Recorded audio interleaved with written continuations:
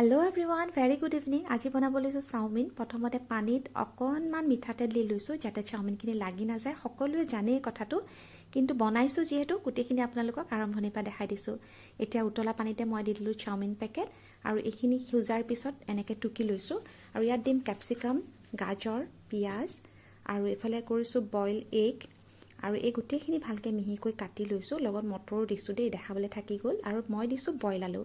প্ৰথমতে কেৰাহীখনত একেবাৰে কম তেল কিন্তু দেই, এয়া দেখিছে এইটোৱে পৰিমাণ। ইয়াতে গোটেই চব্জিখিনি ভালদৰে ফ্ৰাই কৰি ল'ম। প্ৰথমতে পিঁয়াজ দিলোঁ, তাতে দি দিলোঁ কেপচিকাম, তাৰপিছত দি দিলোঁ মটৰকেইটা আৰু লগতে দি দিলোঁ বইল আলুখিনি। এইখিনি খুব ভালদৰে ফ্ৰাই হ'ব লাগিব। তাৰপিছত ইয়াতে দি দিম আমি একেবাৰে মিহিকৈ পিহি লৈছোঁ গাজৰ, সেইখিনিও দি ল'লোঁ। আৰু তাৰপিছতে মাজত যিখিনি তেল বিৰিঙিলে তাতে মই দি দিলোঁ কণীকেইটা। ভালকৈ ফেটি লৈ পেলাই এয়া কণীখিনি ভালকৈ ফ্ৰাই হ'বলৈ দিব। আৰু এতিয়া লাগিব অকণমান চয়া চচ আৰু হট এণ্ড চুইট যিটো টমেট' চচ হয় সেইটো ভালকৈ মিক্স কৰি ল'লোঁ আৰু তাতে দি দিলোঁ। এয়া চাওক খুব ধুনীয়া ফ্ৰাই হৈ গ'ল। এতিয়া মিক্সনখিনি ইয়াতে মই দি দিম এয়া। আৰু এতিয়া আমি ইয়াতে দি দিব লাগিব যিখিনি বইল কৰি থৈছিলোঁ চাওমিন, সেই চাওমিনখিনি দি দিম আৰু খুব ভালদৰে তল ওপৰ কৰি লওঁ।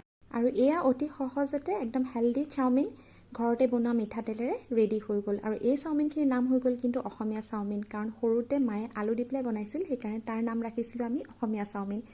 বহুত বেছি য়ামি হয়। আপোনালোকে এনেদৰে বনাই পেলাই পৰিৱেশন কৰি চাব আৰু কেনে লাগিলে মোক জনাবলৈ নাপাহৰিব। তেনেহ'লে আজিলৈ আহোঁ, বাই বাই।